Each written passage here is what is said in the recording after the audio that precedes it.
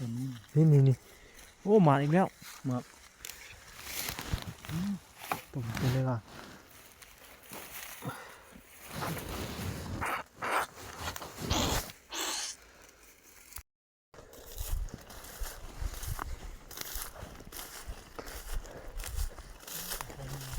ฮะมุดไปไหนใช่มึงงูหลงเลยนะว้าดูดว่ะโอ้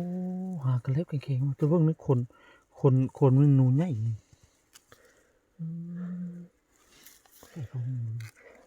นูกระเล็บอ่อนพูด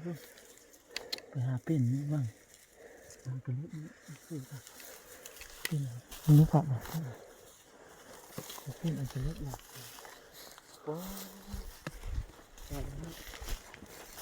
อย่างนี้กับคือเก้าเล็บอ่อนพูดฮะเป็นปีน